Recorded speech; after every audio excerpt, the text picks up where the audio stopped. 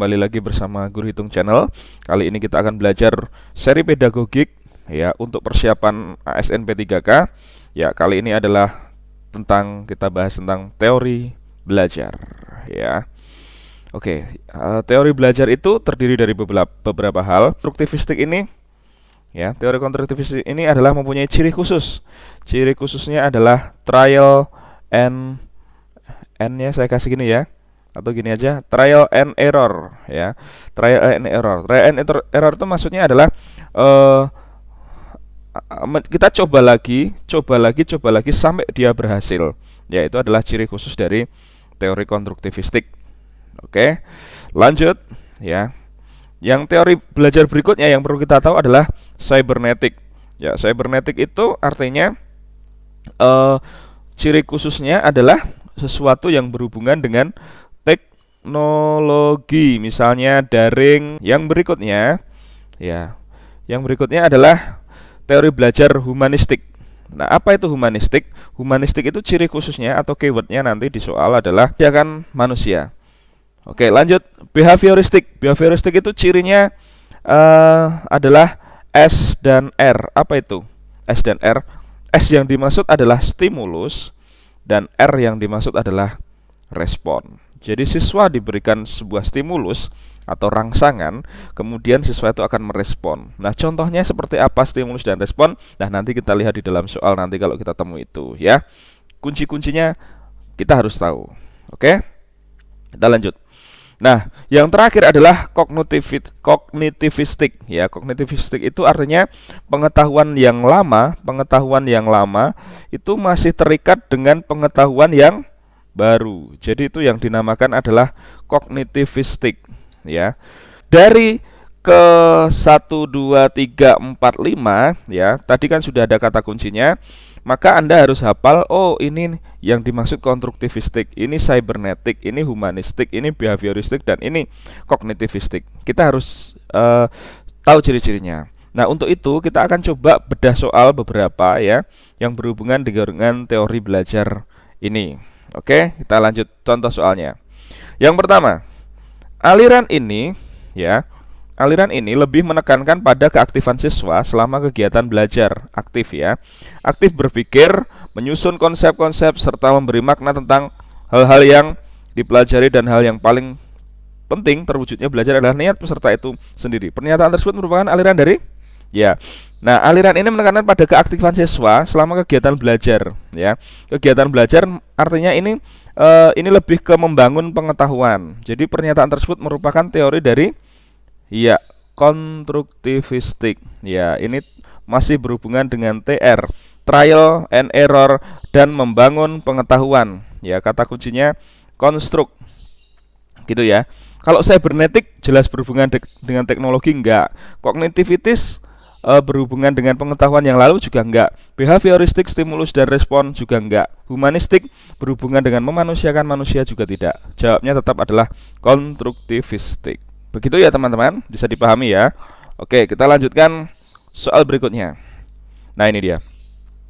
Di dalam proses pembelajaran, para siswa dihadapkan dengan situasi di mana ia bebas mengumpulkan data, membuat dugaan hipotesis ya. Hipotesis itu dugaan sementara.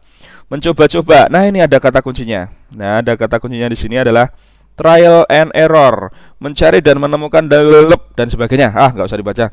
Udah ketemu kata kuncinya, trial and error, maka jawabnya adalah iya, humanistik bukan, kognitivistik bukan, cybernetic bukan. Yang pasti adalah konstruktivistik. Oke, begitu ya teman-teman ya. Cukup mudah sekali. Video kita kali ini berhubungan dengan teori belajar. Lanjut ke soal berikutnya. Ya, ini dia. Pernyataan berikut yang menjelaskan makna istilah kognitif adalah, nah, menjelaskan makna kognitif. Diingat-ingat ya. Nah, makna istilah kognitif itu selalu berhubungan dengan memecahkan masalah ya. Kalau mengintegrasikan diri, komunikasi, menggunakan benda interaksi itu bukan kognitif ya. Tapi makna istilah kognitif itu yang paling betul adalah memecahkan masalah ya, gitu teman-teman. Oke, kita lanjutkan. Oke, ini apabila soal berikutnya ya. Apabila dalam proses belajar peserta didik melakukan sesuatu sampai dengan mendapatkan respon yang tepat, dan sesuai dengan apa yang diharapkan, serta menghilangkannya apabila dirasakan tidak sesuai. Hal ini merupakan prinsip belajar dari, nah tadi udah loh ya, tadi udah loh, yang mana? Ini mau dibolak-balik soalnya. Kalau kita sudah tahu prinsipnya 5 prinsip tadi, kita pasti bisa. Oke, apa kita cari kuncinya ya? Apabila dalam proses belajar peserta didik melakukan sesuatu sampai mendapatkan respon yang tepat, ya, dan sesuai yang diinginkan serta menghilangkannya apabila dirasakan nggak sesuai, berarti coba lagi. Maka yang mana kalau coba lagi itu, ya? Coba lagi itu yang mana? Coba lagi, terus lagi, coba lagi, terus lagi. Maka yang mana? Ya, conditioning? Bukan. Konseptualisasi? Bukan. Shaping? Bukan. Stimulus dan respon? Ya, SR ya, bukan. Nah, yang paling betul jawabannya adalah trial and error, karena coba lagi terus sampai berhasil. Coba lagi terus apabila dirasakan tidak sesuai. Oke, begitu ya, teman-teman ya. Oke, kita lanjutkan soal berikutnya. Nah, contoh teori behavioristik. Saya tanya dulu, teori behavioristik kata kuncinya apa? Iya, betul sekali, stimulus dan respon, ya. Stimulus dan respon. Nah, yang dapat dilakukan oleh guru dalam praktek pembelajaran adalah, oke, kita jawab satu-satu. Kita bahas satu-satu. A. Memberikan penjelasan pengetahuan baru. Ini lebih ke apa tadi? Kognitivistik ya. B. Menyediakan atau memberikan kegiatan yang merangsang keingintahuan dan membantu mereka mengekspresikan gagasannya. Tapi bukannya itu yang dimaksud ya. Kita cari kata kuncinya stimulus dan respon. C. Memberikan stimulus kepada peserta didik berupa penataan lingkungan belajar. Nah, udah ada kata stimulus dan respon. Ini dia. Sudah ada kata-kata stimulus. Berarti jawabannya pasti yang C. D dan E nggak usah dibaca, pasti jawabannya C ini. Oke. Kalau mau dibaca untuk lebih mempertimbangkan jawaban, boleh sekali ya. Oke, demikian mungkin bisa dipahami ya teman-teman ya. Oke, kita lanjutkan. Nah, ini dia. Seluruh komponen pendidikan memiliki tujuan yang sama, yaitu terbentuknya manusia yang ideal, manusia yang dicita-citakan, yaitu manusia yang mampu mencapai aktualisasi diri. Pernyataan tersebut merupakan bagian dari teori. Nah, apa ini? Tujuan yang sama, terbentuknya manusia yang ideal, ya, manusia yang dicita-citakan, manusia. Tadi udah ada kata kuncinya, memanusiakan manusia. Kita kan manusia ya, memanusiakan manusia. Berarti yang berhubungan dengan kognitif? Bukan. Kognitif itu tadi berhubungan dengan pengetahuan yang lalu terikat dengan pengetahuan yang sekarang ya. Konstruktivistis membangun atau trial and error? No, bukan. Cybernetik berhubungan dengan teknologi? Bukan juga. Humanistik?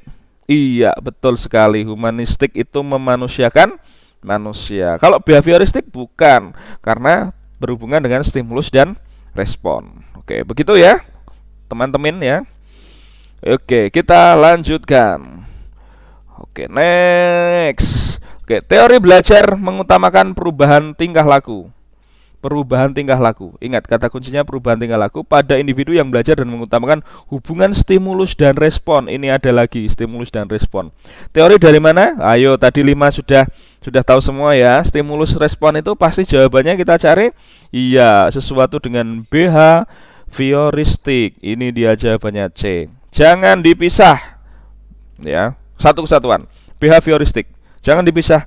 BH sendiri, heuristik sendiri. Jangan dipisah. Sekali lagi, jangan dipisah. Oke, lanjut.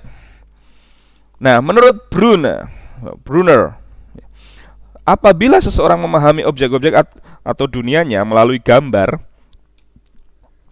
dan visualisasi verbal, dengan kata lain peserta didik belajar melalui bentuk perumpamaan. Hal ini merupakan tahapan dari yang betul adalah ikonik. Ya, karena sesuatu yang berhubungan dengan gambar dan visualisasi verbal itu berhubungan dengan ikonik. Oke. Tahapan Brunner ini menurut Brunner ada berapa? Ya, ada yang tahu nggak? Iya, ada 3 ya. Yang pertama adalah ikonik, enaktif, ikonik, dan simbolik. Ya, nanti Anda bisa cari sendirilah. Ya, kita bisa tahu nanti dari soal-soal. Kalau ketemu soal-soal pasti akan tahu itu. Ya, banyak membaca, banyak belajar, kita nanti pasti akan lulus ASNP 3K. Oke, selanjutnya. Oke, selanjutnya. Di bawah ini tipe belajar menurut Habermas, kecuali, nah berarti kan kita harus tahu dong teori Habermas itu apa aja ya, ya. Nah, apa aja coba? Ya, belajar konsep iya tidak? Iya. Oke, dari bawah kalau gitu. Belajar emansipatoris iya tidak? Iya. Belajar teknis iya, belajar praktis iya, belajar aktif iya apa tidak? Pasti tidak. Berarti jawabannya adalah B. Oke, begitu ya. Jadi jawabnya adalah belajar aktif. Oke, demikian teman-teman sekilas tentang teori belajar. Sampai jumpa di episode yang lain, di pedagogik yang lain. Masih banyak sekali teori-teori pedagogik yang harus kita pelajari. Ya, semoga kita semua lulus ASNP3K pada tahun ini dan pada tahap 1 terutama. Demikian, sampai jumpa. Assalamualaikum warahmatullahi wabarakatuh. Like, comment, and subscribe.